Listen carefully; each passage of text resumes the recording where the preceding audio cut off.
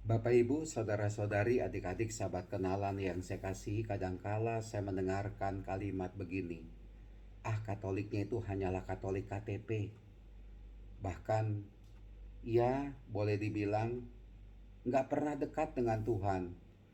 Menjadi pengikut Kristus atau menyatakan diri sebagai pengikut Kristus, beragama Kristen, beragama Katolik, tapi tidak dekat dengan Tuhan.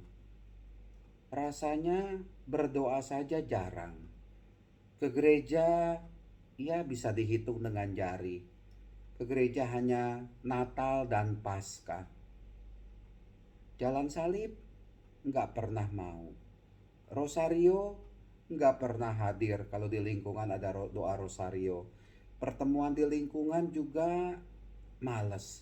Pertemuan Advent, Prapaskah juga malas. Enggan, rasanya ya lebih enak pergi kemana daripada ikut pendalaman kitab suci seperti itu.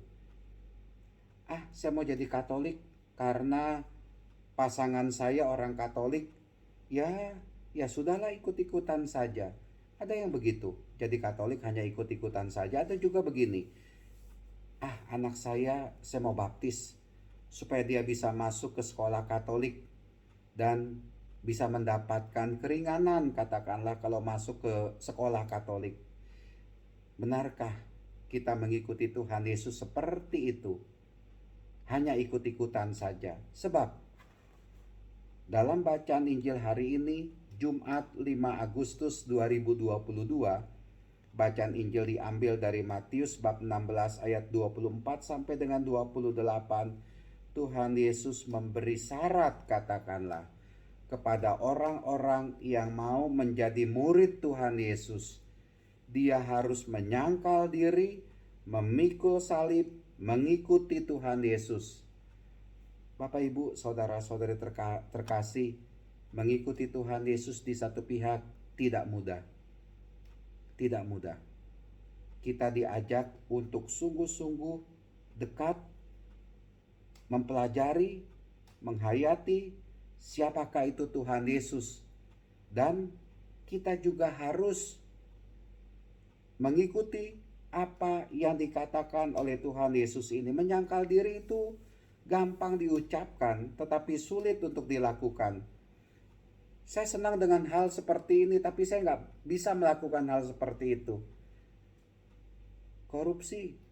Saya senang dengan korupsi karena dengan korupsi saya bisa dapat uang. Dan dengan uang itu saya bisa beli ini, bisa beli itu, hidup saya bisa mewah. Tapi kita diajak untuk menyangkal diri, untuk menolak godaan-godaan setan, untuk menolak kedagingan kita. Apakah kita kuat? Saya suka judi, tapi kita diajak untuk menyangkal diri untuk tidak melakukan judi. Itulah dia menyangkal diri seperti itu.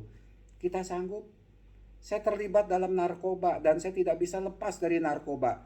Kita diajak untuk menyangkal diri, menolak narkoba. Itulah dia. Kita diajak juga untuk memikul salib. Artinya apa? Jangan cengeng dalam hidup ini. Setiap manusia punya salibnya masing-masing. Tetapi berhadapan dengan salib bukan supaya kita lemah, bukan supaya kita tidak berdaya, bukan supaya kita jatuh, tetapi supaya kita kuat. Kuat berhadapan dengan salib.